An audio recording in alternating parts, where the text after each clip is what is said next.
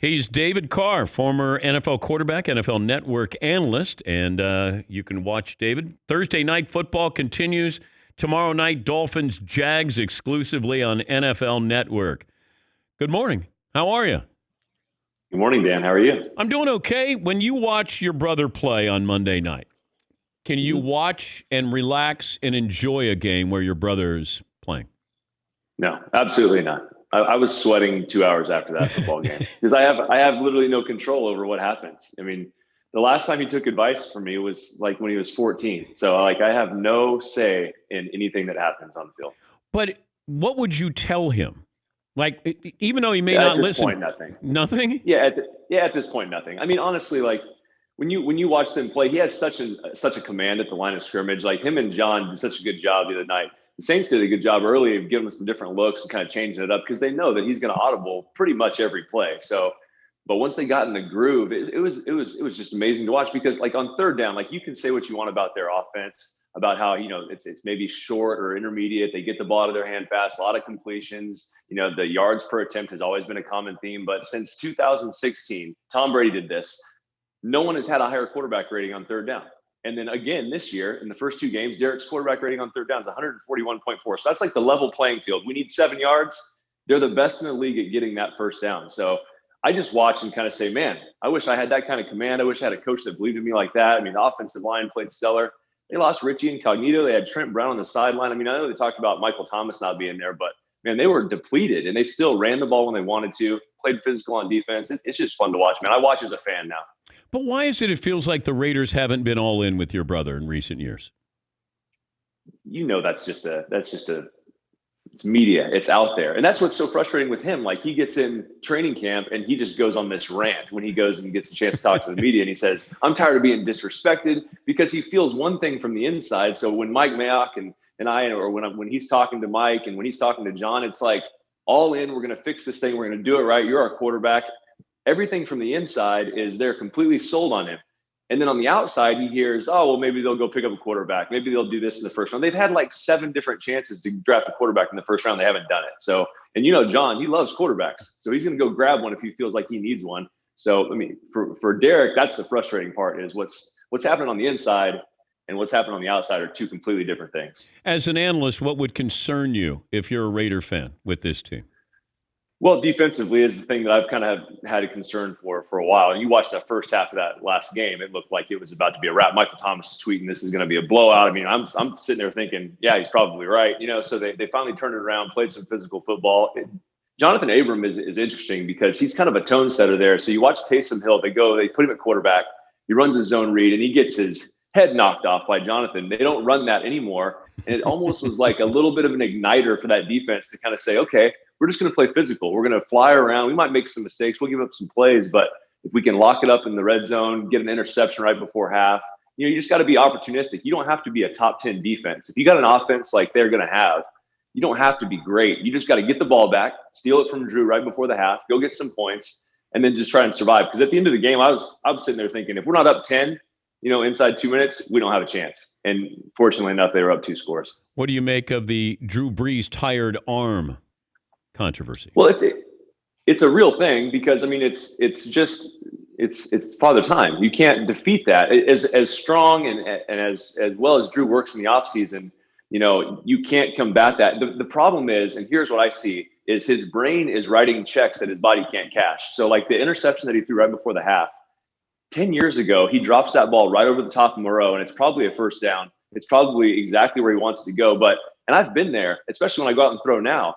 You go to throw the ball, your brain says, this is what I need to do. This is the kind of, energy I need to provide here. And then it comes up 10 yards short and you're like, what happened?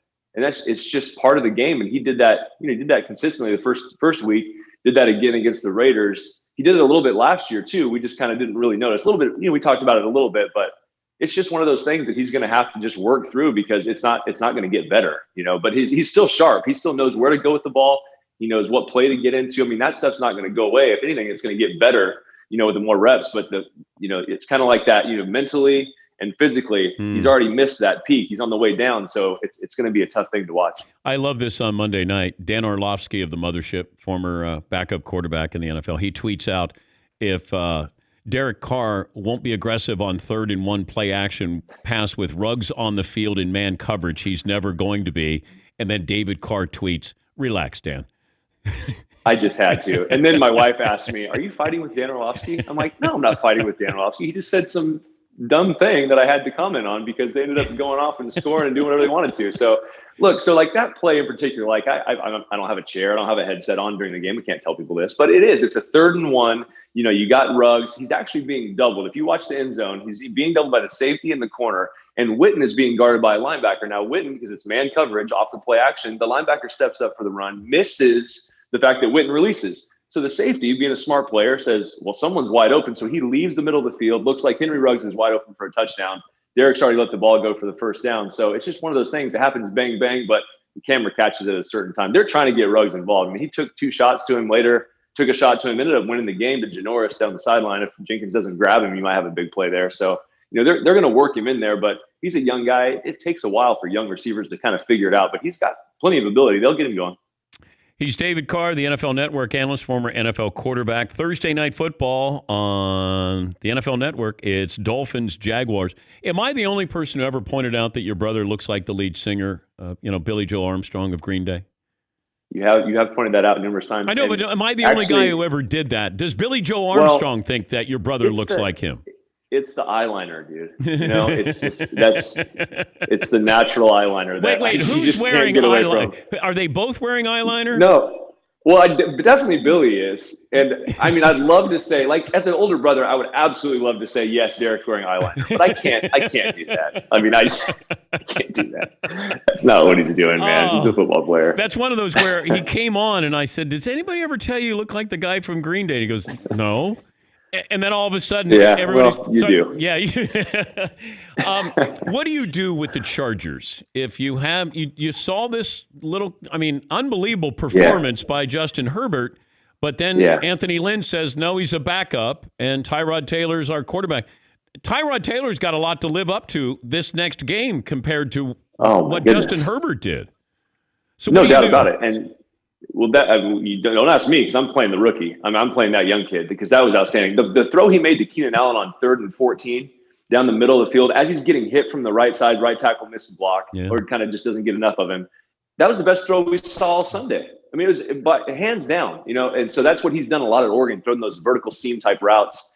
He made some bad plays. Like on that actual drive, he takes a sack, ends up being 2nd and 24. Shouldn't have taken the sack, dump it out. Okay, so he messed up. The next 2 plays, he rips it to the tight end, picks up 10 yards, rips it to Keenan, picks up another 14. They end up getting a field goal, sends them into overtime later because of those 3 points that he got. So, I mean, he went toe-to-toe with the world champs, and he played pretty well. So I think that, honestly, what happened was, because of whatever happened with Tyrod before the game, and maybe, the reason he couldn't go is because of maybe some medical things that was going on. I mean, I think they could just feel bad, because, okay, we might have messed up here. We can't just take Tyrod's job because maybe we did something wrong. So I think there's a little bit of that, honestly. And that's kind of what they're working through, because I think that if anybody watches that game, you got a good enough defense. Justin gives you a real chance to go out there and make some kind of splash plays. He'll make some mistakes, but he'll learn from it. He had a smile on his face. I loved watching him. I thought he did a great job. Well, it's the same thing with Tua. At what point do you let Tua play? Because Ryan Fitzpatrick is not your quarterback next year. Does he play tomorrow night? I hope so. I mean, I think that Chan Gailey was brought in for this very reason, to have Tua as a quarterback. I mean, this thing's been in the works now for multiple years. You bring Chan Gailey in because he's kind of the RPO guy from like back in the day. He was doing it before anybody.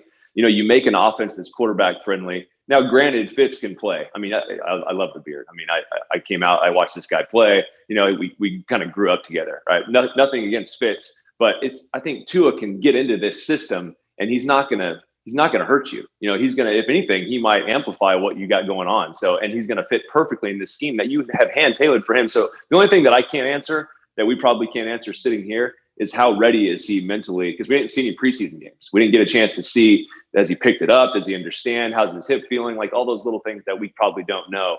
That's probably the only reason that's holding him back. If I said you have one game to win, it's a playoff game, and you pick anybody in the NFL right now, who would you pick? At quarterback? Yeah. Besides my brother, because he's great on 3rd down. We just mentioned it. Would you take your brother over Russell Wilson? Patrick Mahomes? Honestly, so like when I watched Russell Wilson play, and I heard last week that he hadn't ever received an MVP vote, I stood up out of my chair and walked out of the living room. I was like, I had no idea. Yeah. And that's just kind of crazy to me. And I don't know, he's in Seattle, so not a lot of people get to see him. They have a great win week 1. No one really even talks about it. But he's as dynamic a quarterback as we've ever seen. He does everything you want. If you want to throw it quick, if you want to throw it with pressure, you want him to move, you want him to run zone runs, you want him to throw the ball down the field. He's better than everybody at pretty much everything.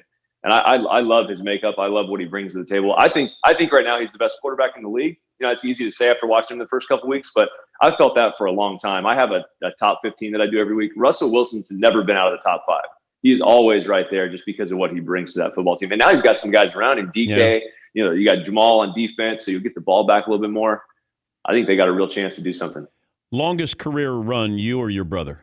Who has the longer one? Oh my goodness. Well, I know we roasted him for a while because he didn't have a rushing touchdown for like the first 5 years of his career. But longest rushing, I don't know. I might have had like a 20-yarder or something, maybe 25-yarder. He definitely. You had a he 36. You had a 36. Okay, 36. Yeah. He might have had one. I think he had one early, maybe his rookie year that was maybe 40. Yeah. Is that right? Yeah, 41. Yeah. Yeah, it's frustrating. I know because I remember he broke kind of past the 30, and I was like, really? That's what you're just going to take that from me? But do you make fun of him because he didn't have a rushing touchdown for 5 years? Oh my goodness. Oh my goodness. I'm like, dude, you have the power to audible to a quarterback sneak at any time. You've been on the one like 20 times. Just call your own number. Brady's always calling his number on the one. Every time. And then when I played against Peyton, when I was back in Houston, every time. Peyton is either going to call a pass play on the 1 yard line or a quarterback sneak. He's not giving it to the running back or Edgerrin James. He should have 50 more touchdowns than he had. But how angry do running backs get when quarterbacks get to the 1 yard line and they want to do a quarterback sneak? They give you the pat on the head, but it's with a little bit more aggression, you know? And you're like, yeah, I know I did that to you. That's my bad, dude. Plus those 1 yard pass, you know, those touchdown passes too. Hey, they still count. They still count as touchdowns. You go back and look at Peyton when he threw 55 touchdowns, whatever it was. There's 35 of them were inside the 3 yard line. So whatever. Hey, it's great to talk to you, David, as always. We really appreciate your insights. Thank you. You got it. Thanks, That's David Carr. Well, that's a good appearance there. NFL Network analyst, former NFL quarterback, and a great athlete, quarterback in his own right.